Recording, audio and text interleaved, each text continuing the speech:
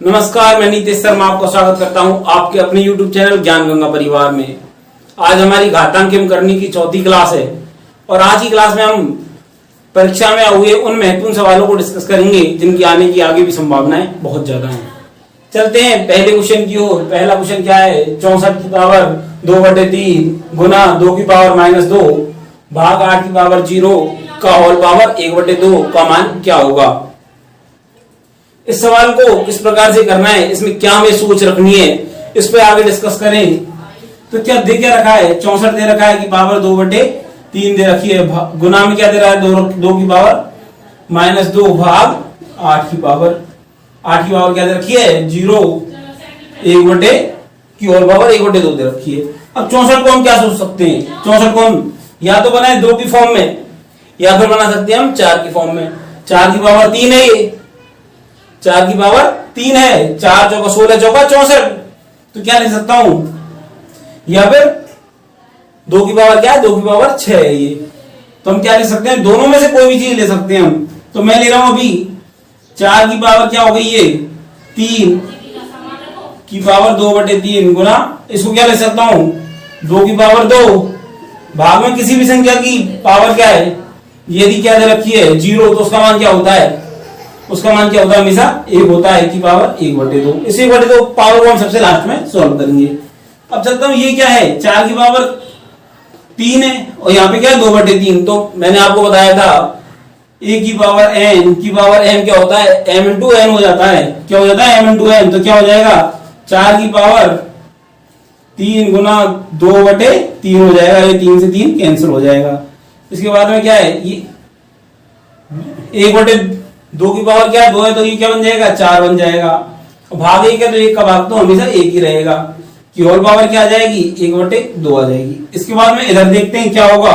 यहाँ पे क्या बन गया? 4 की पावर 2 है। 4 की पावर 2 है, लेकिन यहाँ पे क्या है? बटे में 4 है। यहाँ पे क्या दे रखा है? 4 है और यहाँ पे क्या है? 4 की पावर 2। तो 4 से 4 कैंसिल हो जाएगा। तो क्या बन जाएगा? यहाँ बचा है 4 और 4 की पावर 1/2। 4 की पावर 1/2 क्या है? √4। √4 का मान क्या होगा? 2। और ये हमारा उत्तर हुआ। क्या उत्तर होगा हमारा? 2 हमारा उत्तर होगा। इस क्वेश्चन में हमने क्या किया है? यहाँ पे दे रखा है 64 की पावर 2/3 गुना 2 की पावर -2 भाग 8 की पावर 0 की पावर 1/2। अब 1/2 को तो हमें शुरू से पता है कि क्या है 1/2 मतलब। 1/2 पावर क्या होती है? 1/2 पावर का मतलब है √ लेना। तो मतलब सबसे लास्ट में लेके, लेकिन क्या लेना है? √ लेना है। दूसरे पद में क्या है कि हमने 64 को क्या सोचा? 64 को सोचने के 2 तरीके हैं। या तो मैं क्वेश्चन में क्या सोचूं? 64 को 2 की पावर 6 सोचूं, या फिर मैं क्या सोचूं? 4 की पावर 3। 4 की पावर 3। तो मैंने सोचा 4 की पावर 3। तो क्या हो गया? 4 की पावर 3 की पावर 2/3 हो गई। यहाँ पे मैंने बटे में ले लिया 1, तो क्या बन गया? 1/2 की पावर 2 भाग में 1, तो इसका मान तो 1 ही आएगा। तो क्या कर लिया मैंने? 4 की पावर 3, यहाँ पे m इंटू n, तो mn कर लिया हमने, गुना कर लिया। तो 4 की पावर 3 गुना 2/3, 3 से 3 कैंसिल हो गया। तो क्या रह गया? 4 की पावर 2 रह गया। यहाँ पे गुना में क्या बन गया? बटे में 1/4 बन गया। 4 से 1 4 कैंसिल कर दिया। तो बचा क्या हमारे पास? 4 बचा और उसकी पावर 1/2 बची। क्या बचा? 4 बचा और 4 की पावर 1/2 बची। तो क्या हो गया? √4 और √4 का मान क्या आ गया? 2 आ गया। इस प्रकार से हम इस क्वेश्चन को आसानी से कर सकते हैं। इस क्वेश्चन को यदि मैं दूसरी तरीके से करता तो क्या करता? यदि मैं दूसरे तरीके से करता तो क्या लिख सकता था? इस 64 को लिख सकता था मैं 2 की पावर 6 की पावर 2/3। यहाँ पे लिख लेता 2 की पावर -2 और 8 की पावर 0 है, मतलब भाग है, तो बटे में 1 लिख लेता। यहाँ पे 1/2 पावर लग जाती है। यहाँ तक कर लेते हम। अब क्या है? यहाँ 6 पावर है, यहाँ पे क्या है? 3 बटे में 3 है। m इंटू n हो जाता। यदि किसी a की पावर m की पावर n दे रखी होती है तो क्या होता है? a की पावर mn हो जाता है। तो पावर गुना में हो जाती है। तो यहाँ पे क्या है? 6, यहाँ पे 3 है, 2 बार कट जाएगा। तो यहाँ पे क्या जाएगा? 2 की पावर 2 गुना 2 4 आ जाएगा। और 4 यहाँ पे क्या है? 2 की पावर -2 है, तो यहाँ पे पावर है तो मल्टीप्लाई में क्या जाएगी? 2 की पावर -2 की पावर 1/2 हो जाएगा। ये चीज समझ में आई हो आपको? आई हो। यदि नहीं आई है तो फिर से देखते हैं क्या होगा। यहाँ पे 4 की पावर 2 तो आए, 2 की पावर 4 तो आई गया। गुना में क्या जाएगा? 2 की पावर -2 आ जाएगा। और पूरी पावर होल पावर 1/2 आ जाएगी। अब क्या है कि यहाँ पे a की पावर n गुना a की पावर m होता है, तो वो a की पावर m प्लस m हो जाता है, लेकिन यहाँ पे m की माइनस क्या है, -2 दे रखा है। तो क्या करेंगे हम, 2 की पावर 4 माइनस 2 की पावर 1/2, तो यहाँ पे क्या आ जाएगा, 2 की पावर 2 बच जाएगा, 2 की पावर 2 और 1/2। अब चाहूँ तो m इंटू n वाली प्रॉपर्टी यहाँ पे भी लगा सकता हूँ, m इंटू n वाली प्रॉपर्टी यहाँ पे भी लगा सकता हूँ मैं, तो क्या हो जाएगा, mn इससे 2 से 2 कट जाएगा, तो क्या आ जाएगा, 2 हमारा उत्तर आ जाएगा। यहाँ से भी सेम आंसर आएगा। आंसर कभी मेथड चेंज करने से चेंज नहीं होता है। चलते हैं नेक्स्ट क्वेश्चन की ओर। नेक्स्ट क्वेश्चन एसएससी 2005 में आया हुआ क्वेश्चन है। क्वेश्चन में क्या दे रखा है, √80 माइनस √112 बटे में क्या दे रखा है, √45 माइनस √63 क्या दे रखा है, √80 माइनस √112 अपॉन √45 माइनस √63 दे रखा है, और इसका हमें वैल्यू प्राप्त करनी है, फाइंड आउट द वैल्यू। तो इसका मान हम किस प्रकार से निकालेंगे, और 80 को क्या सोच सकते हैं हम, और सोचने पर डिपेंड है। मैथ पूरी एक बार हमारे दिमाग काम करने लग जाए, एक बार हमारे दिमाग में कैलकुलेशन काम करने लग जाए, हमारा वर्क करने लग जाए माइंड मैथ में, तो क्वेश्चन उससे आसान कहीं हो ही नहीं सकता। मैं से आसान सब्जेक्ट कोई हो ही नहीं सकती यदि हमारा दिमाग काम कर रहा है तो। अब उसको हम क्या सोचूंगा, मैंने सोचा 16 बन जाए 80, क्योंकि 16 मैंने क्यों लिया, 16 लेने का एकमात्र मेरा मकसद 16 क्या है, मैं वर्गमूल ले सकता हूँ, अंडर रूट निकाल सकता हूँ। इसको क्या लिखूंगा मैं, 16 गुना 7, 16 सत्ते 112। अब 45 को क्या, 9 पंजे 45, सेम चीज 9 मल्टीप्लाई बाई 5 और 9 7 63, तो क्या लिखूं इसको, अंडर रूट 9 मल्टीप्लाई बाई 7। ये चीज सोचने पे डिपेंड करती है आपका, जैसे जैसे आप अपने दिमाग में कैलकुलेशन करोगे, क्वेश्चंस करोगे, क्वेश्चंस के साथ आपका दिमाग डेवलप होगा। जैसे जैसे आपका दिमाग डेवलप होगा वैसे वैसे आपकी सोचने की पावर बढ़ती चली जाएगी, तो आप आसानी से सोच पाओगे। जो मैंने सोचा इसमें, भाई मैंने सोचा कि अंडर रूट है, तो भाई अंडर रूट 80 दे रखा है, तो मुझे कुछ ना कुछ करके कुछ पार्ट तो बाहर लेना पड़ेगा, कुछ पार्ट तो बाहर लेना पड़ेगा। तो मैंने क्या सोचा, 16 पंजे 80, तो क्या है भाई 16 बाहर आ जाएगा हमारा, 16 में से 4 बाहर आ गया। ऐसे ही मैंने 16 गुना 7, फिर तो एक बार पैटर्न बन गया, 5 आ रहा है 7 आ रहा है, 5 आ रहा है 7 आ रहा है। बस एक बार थोड़ा सा दिमाग में कैलकुलेट आए, एक बार हिंट आ जाए हमारे दिमाग में, क्वेश्चन करने में कोई बड़ी बात नहीं है। इसको मैं क्या ले सकता हूँ, 4 बाहर ले लूँ, 4√5 माइनस 4√7 अपन में क्या लिख लूँ, 3√5, इसे क्या लिख लूँ, 3√7। अब क्या है, ऊपर भी √5 7 √7, इधर √5 माइनस √7 आ रहा है। यदि मैं इसमें से 4/3 कॉमन ले लूँ, पूरे में से इसमें से 4 कॉमन, इसमें से 3 कॉमन आ रहा है ना, तो क्या बन जाएगा, 4 कॉमन आ गया, √5 माइनस √7 अपॉन में क्या आ गया, √3, 3 कॉमन आ गया इधर से, तो क्या आ गया, √5 माइनस √7 आ गया। अब ये क्या, दोनों सेम आ गए तो दोनों कट गए, तो हमारा आंसर क्या जाएगा, 4/3 आ जाएगा, और 4/3 हमारा आंसर है। क्या ये हमारा उत्तर होगा, या फिर इसको किस प्रकार से लिख सकता हूँ, 1 से 1/3 की फॉर्म में भी मैं लिख सकता हूँ। क्वेश्चन बहुत ही आसान है, आसानी से हम 1 नंबर प्राप्त कर सकते हैं, बस सोचने पर डिपेंड करेगा। क्या सोचा भाई, क्वेश्चन दे रखा था √80 माइनस √112 अपॉन में √45 माइनस √63, तो भाई मैंने क्या किया कि मुझे कुछ ना कुछ टर्म तो बाहर निकालनी थी √80 में से, तभी तो मैं क्वेश्चन को सोल्व कर पाऊंगा। तो मैंने क्या सोचा, 16 पंजे 80, तो मैंने क्या 16 बाहर निकाल लिया, 16 मैंने रूट से बाहर आ जाएगा तो 4 की फॉर्म में आ गया, तो यहाँ पे भी 4 16, यहाँ पे भी 16 आ गया। तो भाई तभी तो मैंने 16 लेने का मेरा फायदा यही तो हुआ कि दोनों में से बाहर आ गया, तो क्या 4 बाहर आ गया, 4 कॉमन आ गया।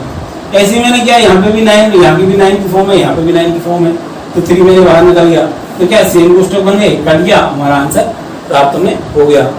चलते हैं नेक्स्ट क्वेश्चन की। तो नेक्स्ट क्वेश्चन क्या है, यदि 2 की पावर x प्लस 6 बराबर क्या है 8 की पावर x प्लस 1 हो तो x का मान क्या होगा।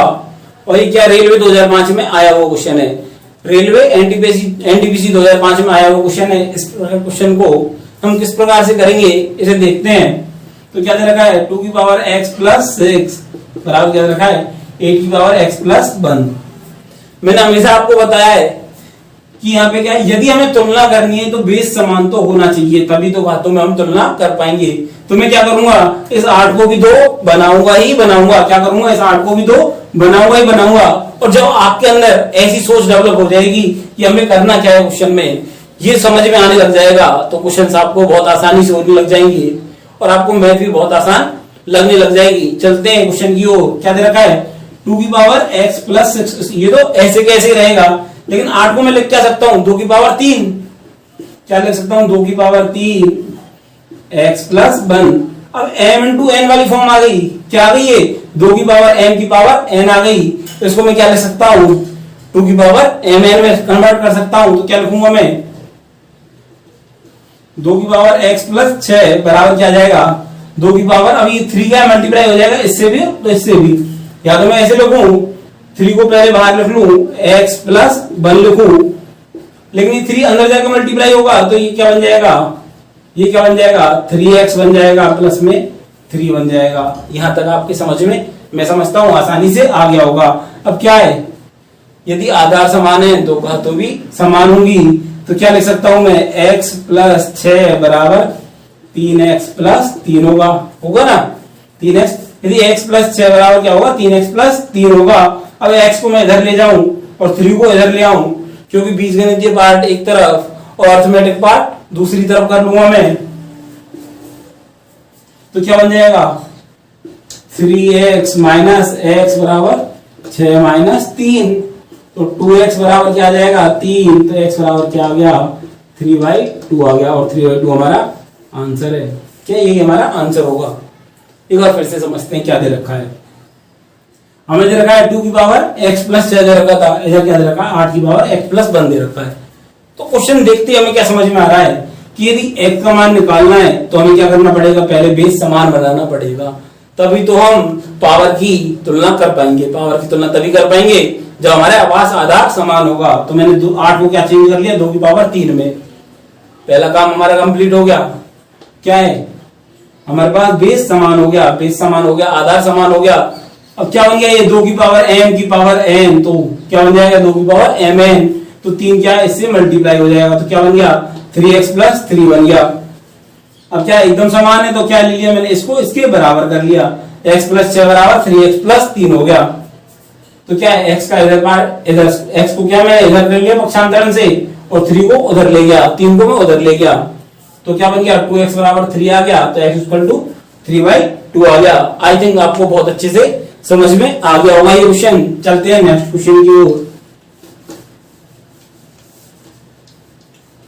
नेक्स्ट क्वेश्चन में क्या दे रखा है, इसकी तरह चालू करें। क्या दे रखा है, 5 की घात रूट x प्लस 12 की पावर रूट x बराबर 13 की पावर रूट x। इस प्रकार के क्वेश्चन को किस प्रकार से हम कर सकते हैं। जो मेरे होशियार विद्यार्थी हैं, मेरे साथी हैं, वो तो क्या है, फॉर्म देखते ही समझ गए, फॉर्म देखते ही समझ में आ गया होगा बहुतों को तो कि ये है क्या, ये है क्या।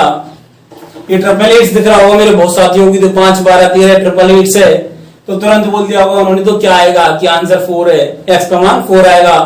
4 मान कैसे आया, यदि इसका स्क्वायर करूंगा 25, इसका स्क्वायर करूंगा 144, इधर क्या आएगा, इसका यदि मैं स्क्वायर करूंगा तो क्या आएगा 169। और 25 और 144 क्या होता है, 169 ही होता है, 169 ही होता है। लेकिन देखते हैं किस प्रकार से करते हैं इस क्वेश्चन को।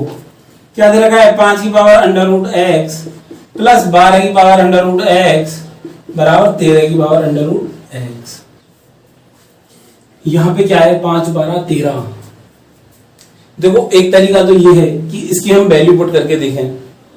एक बार पुट करेंगे 5 प्लस 12 13 हो ही नहीं सकते, स्क्वायर करेंगे अंडर रूट में आएगा।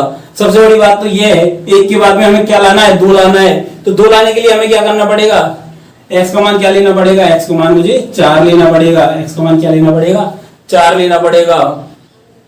x का मान जब मैं 4 लूंगा तो क्या बनेगा, यदि x बराबर 4 तो क्या आएगा हमारे पास, 5 की पावर प्लस 12 की पावर अंडर रूट 4 बराबर 13 की पावर अंडर रूट 4। तो ये क्या बन जाएगा, 5 की पावर 2 प्लस 12 की पावर 2 बराबर 13 की पावर 2। और हम इसको अच्छी तरीके से समझ रहे हैं कि ये कर्ण है, ये आधार है, ये लंब है, या ये लंब है, ये आधार है। कर्ण हमेशा क्या रहेगा, ये रहेगा कर्ण स्क्वायर बराबर आधार स्क्वायर प्लस लंब स्क्वायर।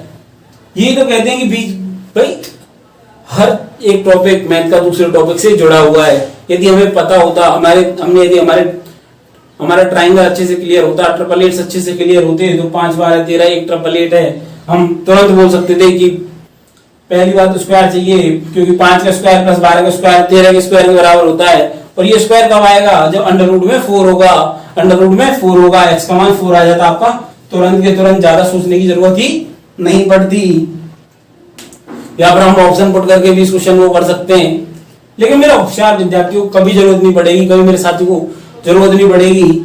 जिसने मेरे साथ त्रिभुज पढ़ा होगा तो उसको अच्छे समझ में आ गया। 5 12 13 एक ट्रिपल एट है, मैंने बहुत अच्छे से समझाया इस बात को आपको। चलते हैं नेक्स्ट क्वेश्चन की ओर।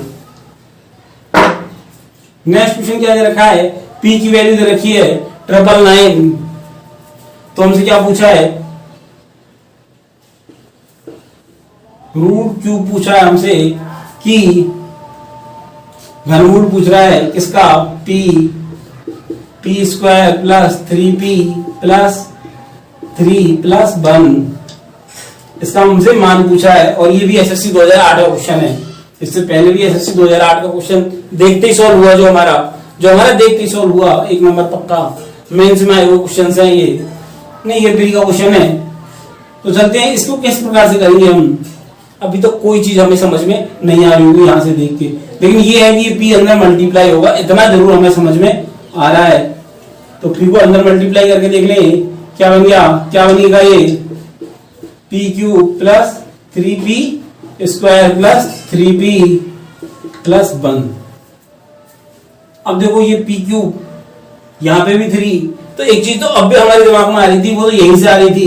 क्या आ रही थी कि यदि यहाँ पे हमें 3 पावर भाई क्यूब रूट निकालना है ना, तो इसमें अंदर हमें क्यूब बनाना पड़ेगा। तो पहला क्यूब तो बन गया, इसलिए मैं 1 का क्यूब कह सकता हूं, 1 का क्यूब कह सकता हूं ना।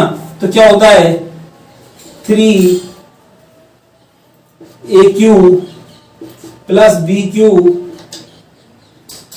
p की पावर 3 प्लस 1 की पावर 3 प्लस 3a, क्या है p, क्या क्या a cube plus b cube plus 3a, b क्या है 1 है, और क्या आएगा a प्लस बी आएगा। तो a प्लस बी के रूप में क्या लिख सकता हूं मैं, p प्लस 1। इस फॉर्म में ही जम गया। यदि p कॉमन ले लूंगा तो यहाँ पे p, यहाँ पे 1, इसको इसमें कॉमन लिया तो 3p मैंने कॉमन ले लिया, तो यहाँ पे तो 3p आ गया, यहाँ पे क्या बचा, p बच गया, यहाँ पे 1 बच गया। और ये पूरा क्या बन गया, a प्लस बी का होल क्यूब को बन गया। a प्लस बी के होल क्यूब की तरीके से मैंने जमा लिया ना इसे, किस प्रकार से भाई, p का क्यूब, a का क्यूब, फिर क्या होता है a cube plus b cube plus 3ab, a plus b। तो हमने इसी प्रकार से इसे जमा लिया है, इसका क्यूब प्लस इसका क्यूब प्लस इन दोनों में से क्या है 3b मैंने कॉमन ले लिया, एक को एक भाई a प्लस बी फॉर्म में भी ये जम गया है। तो हमारा क्वेश्चन आसानी से हो गया। इसे अब क्या लिख सकता हूं मैं, root cube of p plus 1 का होल क्यूब। भाई क्या होगा ये, पावर 1/3 के रूप में भी लिख सकता हूं। इसे क्या लिख सकता हूं मैं कि पावर 1/3। अभी क्या m इंटू m की फॉर्म में आ गया, तो 3 से 3 कट जाएगा, तो क्या आ जाएगा हमारा p प्लस 1 आ जाएगा। p की वैल्यू क्या दे रखी है, 999 दे रखी है, तो क्या आ जाएगा 999 प्लस 1। तो क्या बन गया ये 1000, और 1000 हमारा आंसर होगा इस क्वेश्चन का। एक बार फिर से समझते हैं इस क्वेश्चन को, थोड़ा सा क्या है लेंथी हो गया क्वेश्चन। क्या दे रखा है, कई विद्यार्थी क्या देखते ही समझ जाएंगे इस क्वेश्चन को। यहाँ पे क्या 3 मतलब रूट क्यूब निकालना है इसका, तो क्या है ये p प्लस क्यू की फॉर्म में जमेगा, और तुरंत p प्लस क्यू की फॉर्म में जमाने के लिए ये स्टेप तो करने की जरूरत नहीं थी, डायरेक्ट करते ये वाला स्टेप p को मल्टीप्लाई करते, p cube plus 3p square plus 3p plus 1। तो यहीं से लगा लेते हो अंदाजा कि यहाँ पे तो p क्यू बन गया, 1 का क्यू बनेगा, फिर क्या बनेगा, इसमें से 3p कॉमन ले लूं तो यहाँ पे क्या बन जाएगा 3p, और क्या बन गया p प्लस 1, तुरंत लिख देते। यहाँ के बाद में डायरेक्ट ये स्टेप आता, p प्लस 1 होगा, यहाँ से समझ में आ जाता है उनको क्या होगा p प्लस 1। p की वैल्यू क्या है 9,000 क्या है 999 है ना, 999 प्लस 1,000 हमारा तुरंत आंसर, यहां से तुरंत आंसर लगा देते हैं। तो मुश्किल से मुश्किल हमारे 30 से 35 सेकंड में क्वेश्चन आसानी से हो जाता, समझाने की दृष्टि से थोड़ा लेंदी होता है। मैं समझता हूं आप सभी को समझ में आ रहा होगा। यदि समझ में आ रहा है तो लाइक करें चैनल को, वीडियो को भी लाइक करें, शेयर करें, सब्सक्राइब करें। धन्यवाद।